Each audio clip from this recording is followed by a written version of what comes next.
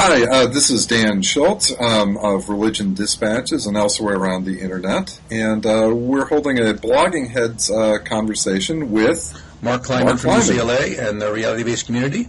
Daniel, this is the first time we've interacted. I'm looking forward to it. Well, thank you. I am too, Mark. It's good to talk to you, at least over the phone. Today we're going to be talking about moral authority, what it is, how you get it, and, well, really who's lost it these days, which turns out to be pretty much everyone. Mark, you wanted to offer a definition of moral authority. Yeah, leadership or authority in general is the capacity to get people to do things. And I would say specifically moral authority is the capacity to get people to do things other than by A, persuading them that it's in their best interest, or right. B, making it in their best interest by rearranging incentives. Right, and I think there's a certain element of helping them to imagine new possibilities that they don't even know are out there. So often in our particular political discourse these days, we get stuck in these ruts. Right. And someone with moral authority can help us to work our way out of those and into a new way of life. Right. As well, I think we would agree that specifically moral authority is helping people to do what they know is the right thing but are reluctant to do for whatever reason. Or sometimes do the thing that they can be persuaded to think is the right thing. Right. So there's really two different dimensions. Right. Both changing people's idea about what's right and then summoning them to do what they already knew was right but didn't want to do. Right. Eric Schneiderman, a New York State senator, wrote an article a couple of years ago making a distinction between transformative politics and transactional politics. Mm-hmm. Transactional is getting the best deal you can today. Right. Transformative is getting the best or setting the conditions so that you can get a better deal down the road tomorrow. I think that kind of transfers into the moral realm. Leaders have to help their people to get the best deal, the most moral deal today. But they also need to lead them into getting a more moral deal down the road, if that makes any sense. Right. And so the question is, what is it that confers on somebody the mana to either be able to change people's minds about the right thing to do or to authoritatively summon them to do the thing that they knew they were supposed to do anyway but didn't want to? Say that, we're just going to do this. It used to be that a lot of authority was institutional or came from your role in society. So a doctor had moral authority, a teacher had moral authority, right? A priest or a rabbi or a member of the clergy had authority, and that seems to have really gone away these days. I think a lot of it has. And again, I guess I'd want to distinguish just conceptually between somebody whose role means that I'm supposed to listen to them. Right? So doctors still have enormous authority over patients from their knowledge. Right. If your doctor tells you to do something, it's presumed, A, that he knows what he's talking about, and B, that he's acting in your interest. So a doctor's order still has a force. It also has the moral force that you can say to your boss, no, I can't do that, doctor's orders. Right, my doctor won't let me do this. But even there, that authority is lessening. And I'm thinking about Jenny McCarthy and her campaign against immunizations, which she blames for her son's autism. I think I understand that right. And so there's this kind of sense that we can know better than the doctor. If we do the right research and poke around, we can make that decision better than the doctor, or at least become his or her equal. Right. I think of that as part of a broader phenomenon.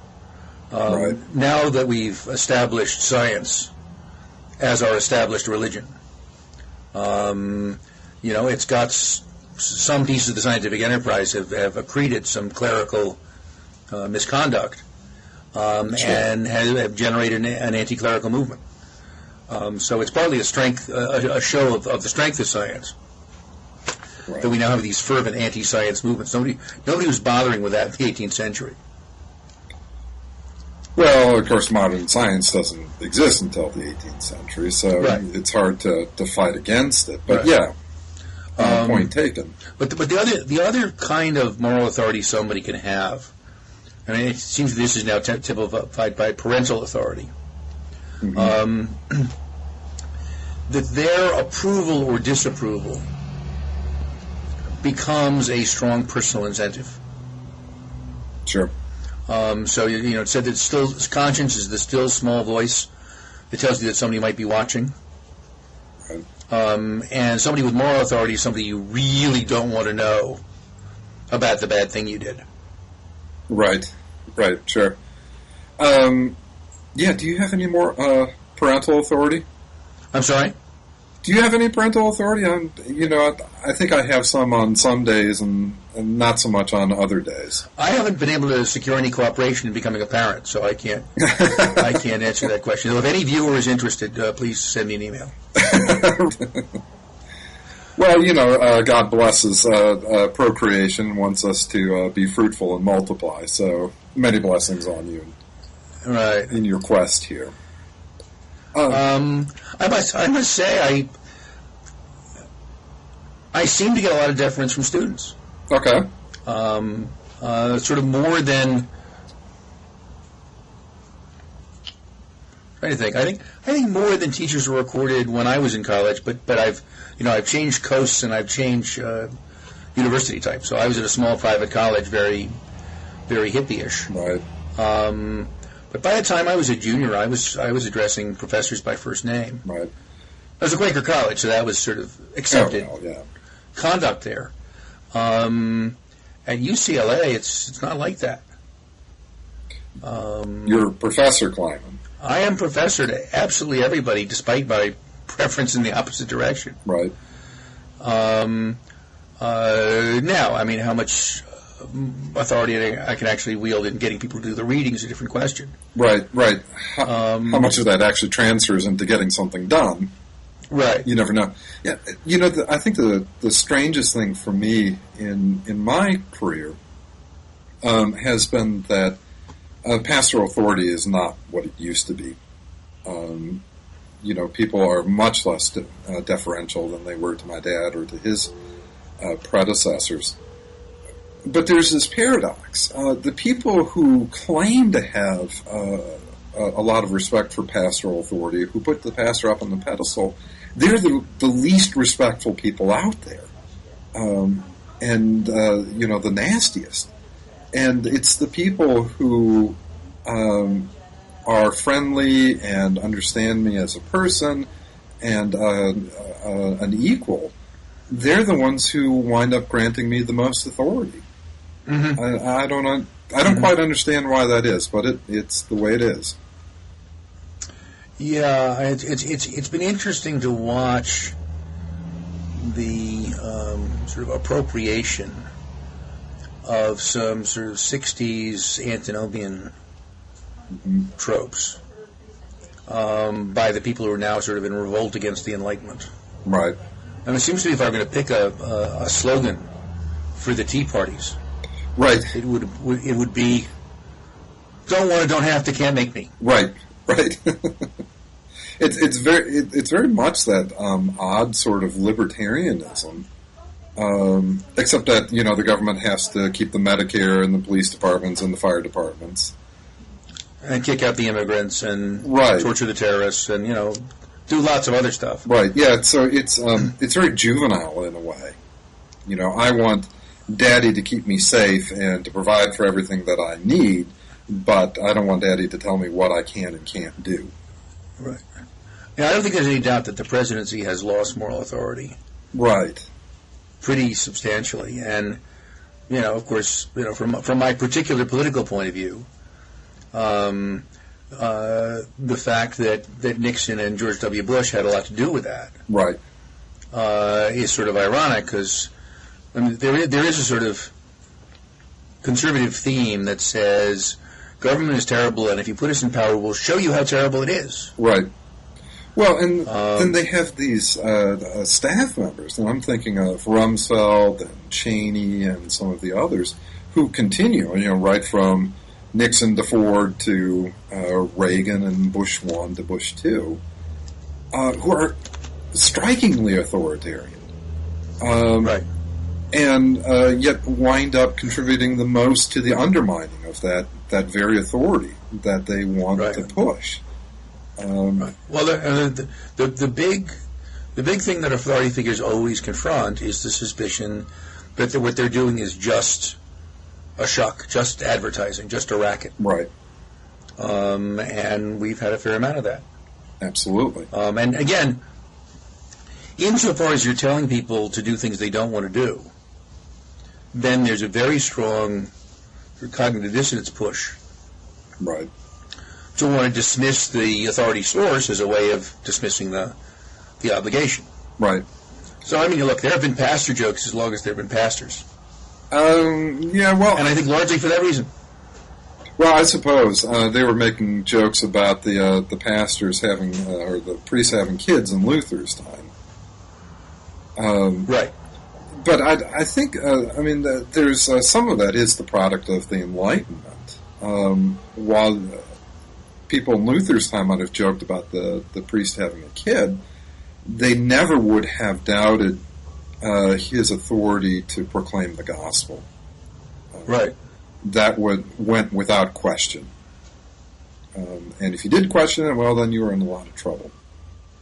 Well, but but once the Reformation had happened, right, then half the pastors were questioning the other half's capacity to proclaim the gospel. Well, and there again, there's the factor of education. Luther and many of his contemporaries were these people who had gone through the religious education of the time, came out being able to read Greek, being able to read Latin, sometimes Hebrew, and were able to say, you know what, I don't agree with the interpretation that the church is giving to these texts, and we need to rethink that. So the church kind of produces, the institution produces the very people that criticize it. And that I think is a fairly constant theme throughout history. Right. Well, so how do you get moral authority? Well, so let's do some examples. It seems to me that's probably productive here, right?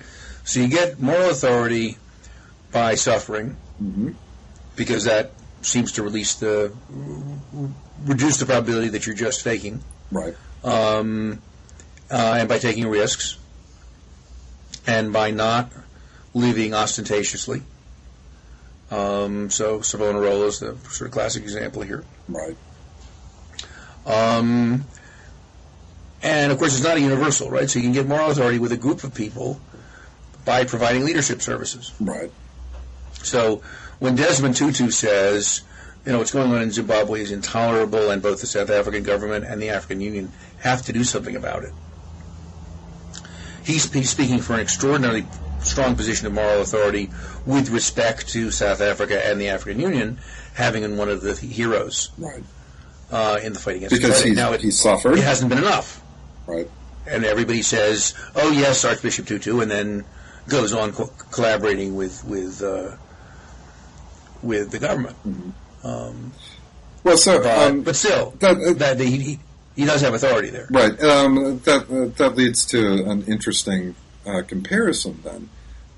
You could say both Desmond Tutu and Pope Benedict have provided leadership service, distinguished records of leadership in their respective communions. But what you might be, if I understand you right, what you're saying is because Benedict hasn't suffered in the same way that Tutu has, and he certainly doesn't live as simply as Tutu does, then he gets less authority. Well, also, in Tutu's case in particular, and there's a specific issue that a lot of people were profoundly committed to, of which he was one of the successful leaders. Right. I'm not sure what it is. I mean, now John Paul II had enormous authority from his role in bringing down communism. Right. I'm not sure that that Pope Benedict has that. Right. What's he the hero of? Purging the liberation theologians. Right, exactly. Right. Well, that would give him moral authority if he were trying to lead the reactionary part of the church in a more progressive direction. Right. But it's not clear who else it gives him. I mean, it seems to me most of his authority comes from his position. His position, right. And secondarily from his apparently really strong scholarship and intellect. Right. I mean, I don't do Catholic theology, but apparently he's really a serious player. Right. Right. Well, and again, the difference between Tutu and Benedict is that Tutu has demonstrated over time that he is not simply acting in his own interest. Right. Over and over and over again. Right. He could have taken the easy route, got himself a position in England, and left South Africa. Exactly. And he didn't do it. Right. And what seems to be emerging in the story of abuse in the church is that Benedict did act in his own interest, or in the interest of his institution, rather than the interests of those who were suffering.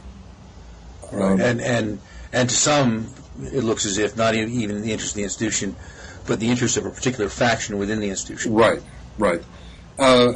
Which brings out, I think that in order to have moral authority, you need to be able to stand with those who are suffering.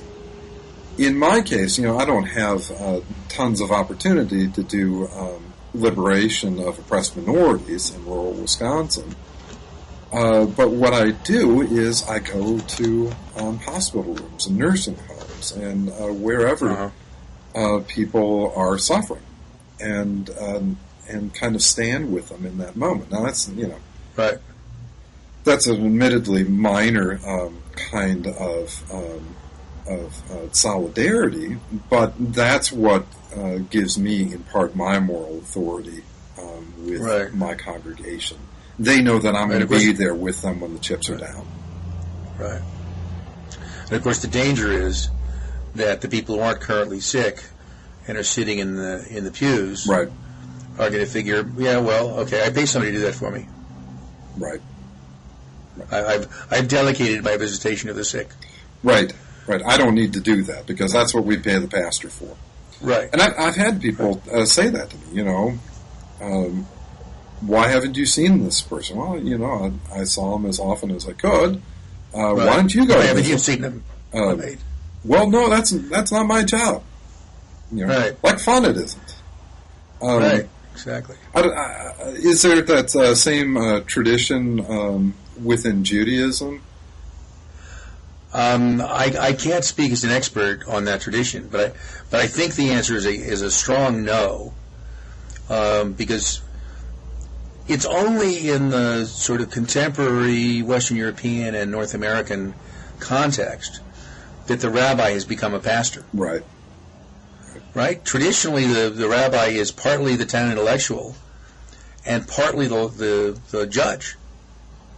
Right. And the notion that the general religious duties incumbent on the entire congregation are specific to the rabbi is really a very modern. For example, reading from the Torah on Saturday, right? That's not a rabbinic function.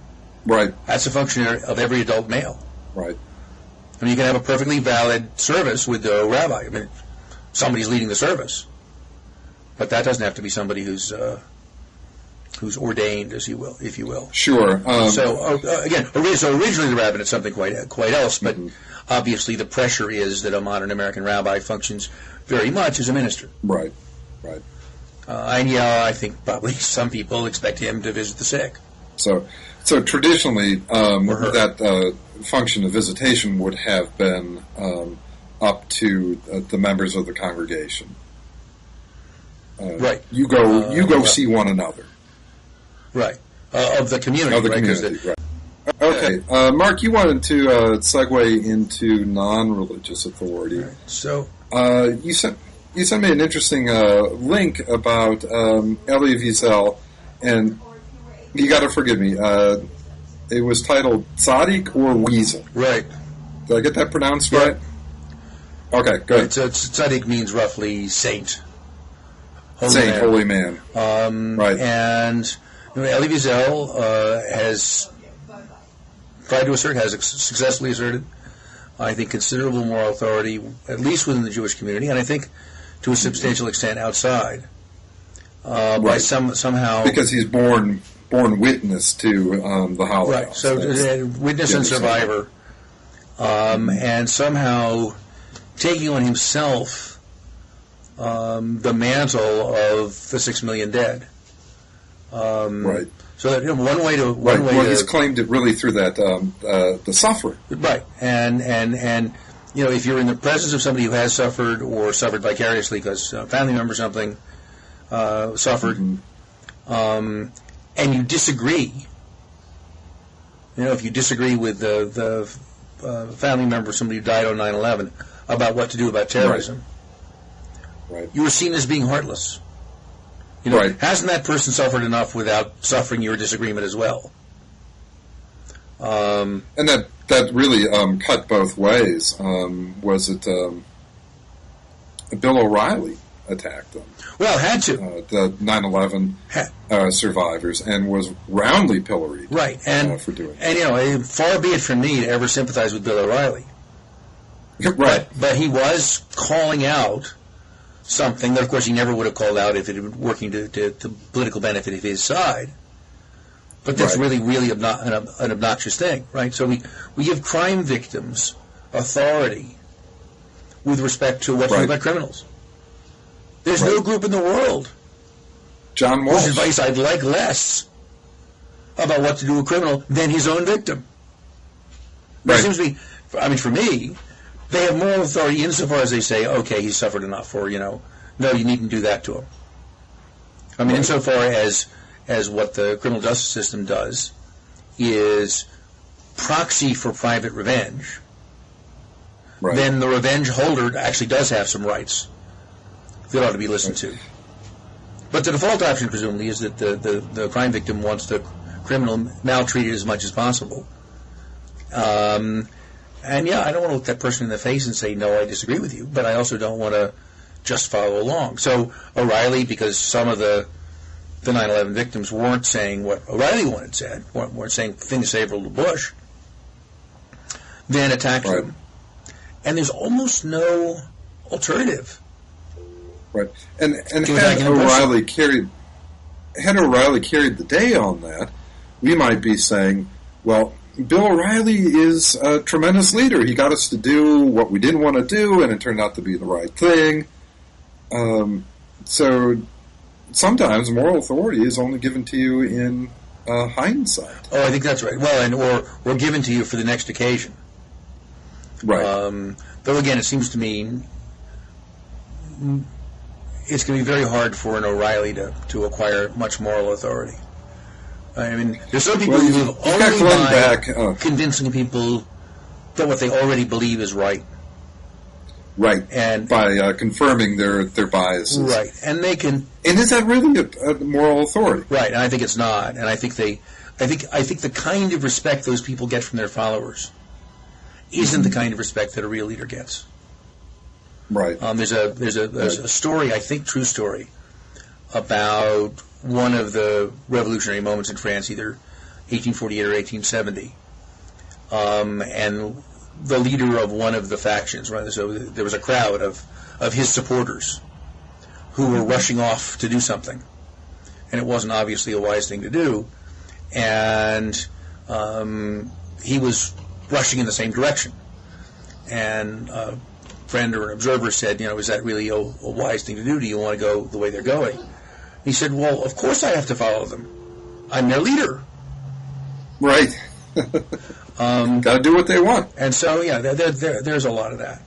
There's a lot of that. Well, I have to say that the time in the 2008 campaign that I had the most respect for John McCain was at the end, when he came out and gave that concession speech and told his followers, I don't care what you think about Obama, he's your president now, and you need to respect him. And stop any kind of hateful speech against him. And it was just as amazing, both because he came out after fighting this very hard campaign, came out and said this, but then his followers just blew him off. Right. One in one ear and out the other. And being their leader, he has now decided to follow them. Right. I mean, he hasn't said anything respectful about the president basically since the inauguration. Right. So, yeah, there's an interesting case of somebody who had enormous authority with part of the population. And I think it's slowly been eaten away. Right, and it's gone now. Well, the thing is, the whole notion that it was extraordinary for the loser of a presidential campaign to say nice things about the winner. Right. Reflects just how bad things have gotten. Right, exactly. And again, from my admittedly partisan perspective, the way it looks to me is that the Republicans, had two uniquely horrible presidents in Nixon and Bush II, who did generate quite a great deal of hatred from the Democratic side. Sure. And now the notion is that anything a Republican says about a Democratic president is just tit for tat. Right. As if the justification didn't matter. Well, and they have, in becoming the party of no, they have to set themselves over and against anything that a Democrat says. Right. So how can you take them seriously? Well, I'm hoping that the voters will notice that. But I have to say they're not at the moment, and the press is not helping them at the moment. This is being treated, again, there's a very strong norm in journalism for symmetric coverage. Right. He said, both sides have done wrong things. Mm-hmm. Somebody pointed out there was just a column about the purging of Charlie Crist, saying this raises the question about whether moderates are welcome in either major party. Right. Right? When Harry Reid is the Senate Majority Leader, right, who's anti-choice. And there are 40 Blue Dog Democrats, many in the House, many of them with committee chairmanships. And the chairman of the Senate Finance Committee is a very moderate Democrat, Max Baucus. But it's clear that there's only one party where there's a question about whether moderates are welcome. Right. But to say that would be writing partisan stuff rather than objective journalism. Right, and you might have to come down on one side of it or the other. Right. You might have to exercise some authority of your own as a journalist and say, this is right, this is wrong. And one of the things that sort of Fox News right has been very good about for the last 20 years is systematically tearing down the authority of any independent voice that might be able to criticize a Republican government or Republican Party position. Right. So you now have yeah, the Earth is getting warm, but Al Gore is fat. So the Earth is getting warm, but Al Gore's fat and lives in a big house. Right. But also, if you go to the law school or the economics department at George Mason University, right. There are some very smart people in both of those enterprises who will brag to you that they never read the New York Times. Why bother? Right, why bother? Or even, no, I'm boycotting them because they printed pro-terrorist information. Yeah. And the attack on science, of course, goes along with that. So the Fox News crowd is now in a position where there's nobody with the intellectual authority to say to them, no, the Republicans are wrong. Right. Because anybody who says that must be a partisan Democrat. Right. Yeah, and they have, I've been seeing these articles about how happy the Republicans are to be sort of a leaderless party. But it raises that question. If you don't have a leader, who brings you into those things that you know are right, Right. you can't bring yourself to do. Right. And nobody. Right. At this point. And so it just becomes this, if you'll excuse a pastor using this kind of language, it becomes a circle jerk. And it's about, this is what I want. Right. That kind of juvenilia that I was talking about before. And to some extent, the moral authority, or even the political authority of the Republican Party leadership has been weakened. Right. Right. So the Tea Party, which is the backbone of Republican activists, consists largely of people who do not identify with the Republican Party. Right. Because they're too soft. Because they're too soft. And of course, having Michael Steele as the nominal chairman is sort of doesn't help things. Right. But there was a time when party establishments had both the muscle and the authority to make sure that somebody too weird didn't get nominated. Right. I think that's no longer true. Yeah, it's you become a leader in the Republican Party by taking an ever more extreme position. Right. And it just goes on and on. Right, and look, it's not as if this is entirely unilateral. Right. So Al Gore is regarded as a moral leader by lots of people who believe in more environmental protection. Right. Because he consistently takes the most extreme position available. Right. Anybody who knows anything about economics or environmental science, Earth in the Balance is sort of a joke. And Inconvenient Truth is a movie full of half-truths. Right. All right, so he consistently presents the most extreme catastrophe that anybody has ever imagined as the scientific consensus about what's going to happen if we don't do something about CO2 emissions. And that's just not right. I think the difference is that Al Gore does that, but does Al Gore actually have any power within the party anymore? No. He's strictly a movement leader. Right. Same with Howard Dean, who is often singled out as an extremist. We have these, we liberals or progressives have these moral leaders that we look to, and they're not the people who are running the party at the moment. Right.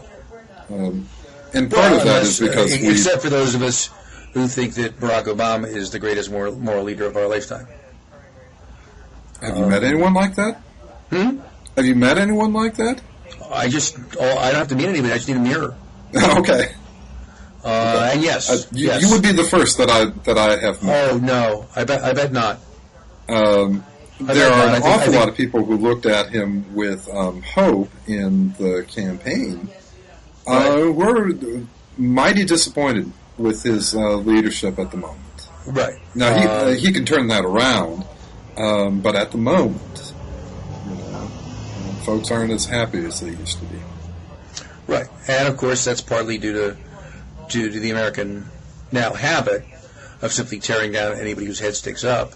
Right. Partly to the somewhat unrealistic expectations that got built up around him. Right. And partly the fact that the economy stinks. Right. And partly because he didn't take those risky positions that people were looking to him to take. He didn't go for single-payer health care. He didn't go really out on a limb for the public option. He could have gotten rid of Don't Ask, Don't Tell a year and a half ago, and he hasn't done it. All right. So, well, let me, because those are all things I actually care about. I think those are all cases where, by exerting real leadership, Obama deprived himself of the chance of exerting phony moral leadership. So on health care, from a progressive point of view, what really mattered was getting coverage for everybody and getting heavy subsidies built in for people who weren't going to be able to pay the full cost of their health care. Sure. And Obama and the leadership in Congress decided to trade away a meaningless public option for a 400% of poverty upper limit on the subsidy. Nobody knows the difference between 300% of poverty and 400% of poverty. But it's basically a $50 billion a year income transfer down the income scale. But because it's too complicated to explain, you don't get any moral leadership points for doing what's important rather than what's flashy. So I think what he's being blamed on in healthcare is not doing enough of what's flashy.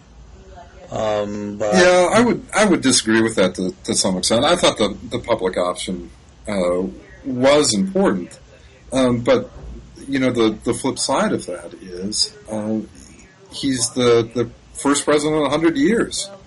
After 100 years of trying, he got it through. Right, and so why aren't progressives celebrating the greatest progressive triumph since the New Deal? I think in part Obama is being hoisted on his own petard. He came out in 2008 with a number of strikingly progressive positions. Mm-hmm. We're going to get healthcare through. We're going to end Don't Ask, Don't Tell. We're going to get rid of, we're going to shore up Roe versus Wade. Then in action, he seems to have delivered a little less than promised. So now that's not to say that what he's delivered is bad, but he made it. He promised the moon and the stars, and so far he's only delivered the moon. Right, and he didn't. And the difference is he didn't promise them quickly. Right. The difference between Obama and everybody else in American politics, including the voters, is patience. He is phenomenally patient. He's phenomenally patient, and people are understanding his patience as indifference. So let me take Don't Ask, Don't Tell, which is something I care tremendously about and have actually been following very closely. So the narrative that's out there is he promised to do something like that, Don't Ask, Don't Tell, and he hasn't done anything. Unlike Bill Clinton, who promised to end it with a stroke of the pen the first day in office, Obama never said that because he knows more about politics than that.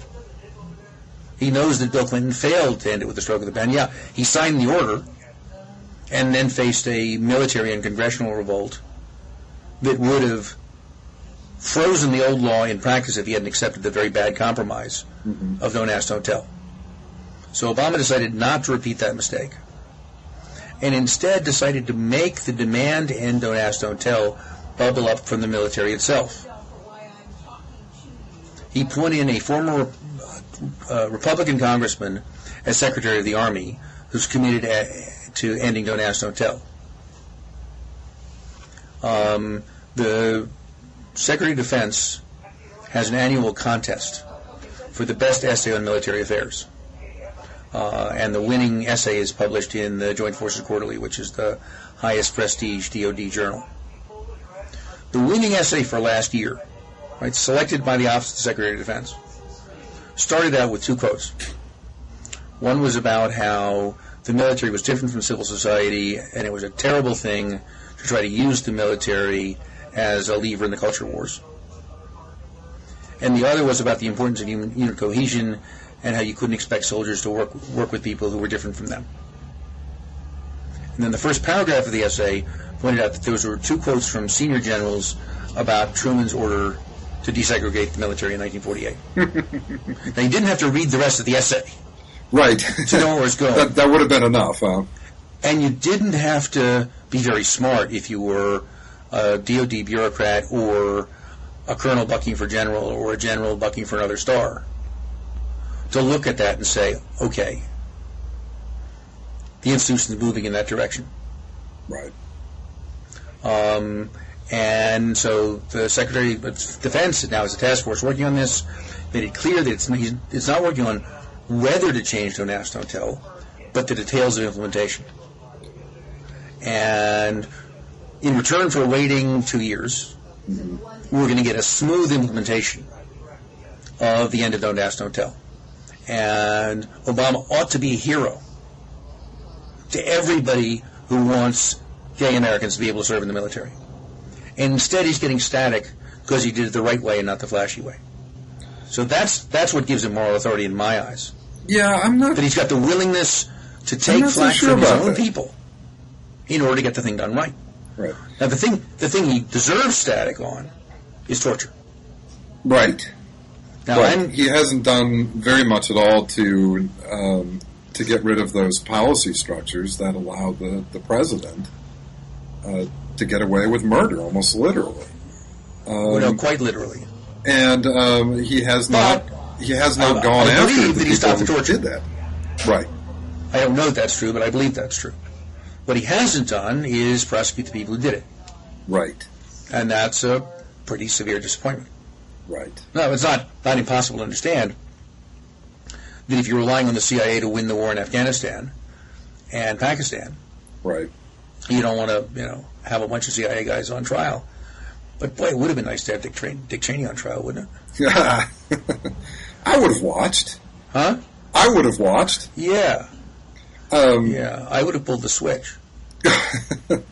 Well, I'm a pastor. Huh? I'm a pastor of bleeding heart liberals. I can't do that. We are. Nothing in my manual says I can't shed blood. Yeah, right.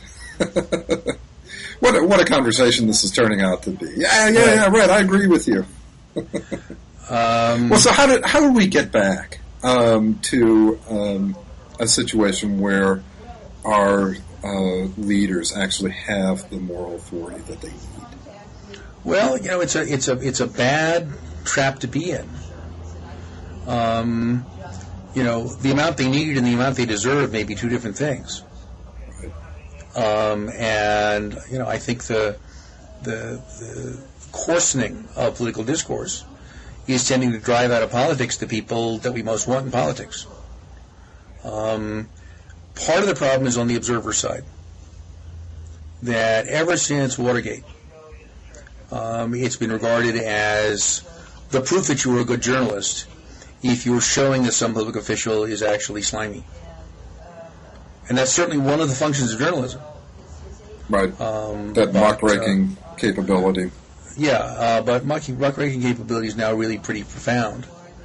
And I think that makes things harder. I think, too, the amount of money it takes to mount a successful campaign Absolutely. keeps people out. And keeps out the kind of people who do have some kind of moral leadership. Absolutely. Because if you exert that kind of leadership, it's pretty hard to raise a lot of money. Exactly. So that's something that we really. It's not as if there's even a good proposal out there. Mm-hmm. And someone pointed out on that observer side the cult of savvy. I want to say it's Matt Iglesias, and I'm not sure that's right. But the point is that journalists have this kind of belief that you can't ever take anyone's motives, the stated motives for what they are. Mm-hmm. And, of course, everybody lies to you. And, what happens if you expect everyone to lie to you is they lie to you. Right. Particularly if they're going to be called a liar anyway. Exactly. Right. So yes, the press now is in a position of rewarding sociopathic behavior. Right. And there's already there is evidence that sociopaths do tend to congregate at the top of corporations and political structures. Right. And I think the current situation is in some ways making that worse. Yeah, and I don't like making those arguments. The last administration was a bunch of sociopaths, but I think we can be pretty clear in saying that organization showed some of those symptoms. Oh, absolutely. Absolutely. And how you recover from that, I don't know. No, it's very hard. I know from the world of congregations that if a pastor betrays the trust of a congregation in particularly bad ways, the congregation may not ever come back from that. Right. That may be the end for them. Right. I remember one of the Narnia books is on this theme, where somebody unmasks a false god, thinking that this will bring people back to religion. And instead, what it does is convince them that all gods are false. Right. Right. And what can you say except we did it to ourselves? Right. In religion as in politics. Right. So we need the citizens to demand a better class of politician, but first we need the citizens to be able to tell what the class of the politician is. Right. Absolutely. On that cheerful note. Well, let me say just one more thing. I think perhaps a good place where that could happen would be with immigration, because people, American citizens, are pretty unanimous in that we want to welcome immigrants, even illegal immigrants, if they can make up for their illegal status. Daniel, you've been smoking something. Oh, sorry. I mean, the people you and I know may be unanimous about that, but the population certainly isn't. I don't know about that latter point, but I think it's about 80% of Americans say yes, we're okay with immigration. We're not a xenophobic nation.